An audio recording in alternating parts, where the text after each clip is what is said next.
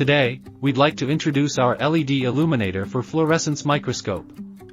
Certainly the advantage of using LED as an alternative to mercury arc lamps is now realized.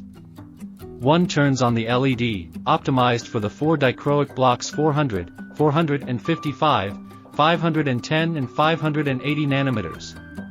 And then simply reduces intensity as you would with a halogen bulb. LED illumination is not as cool as you would think. The same heat and red absorbing filters are called for. Fading, and temperature, is then reduced by adjusting the intensity of the LED. No warm-up or shutdown problems with LED. No shutters are needed in the light path. The LED can easily be controlled via connection to your computer. LED illumination lasts 20 to 50,000 hours.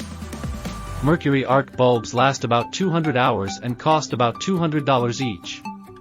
Do the math and accept the performance enhancements found with modern LED illumination. We no longer use silver halide for documentation in microscopy.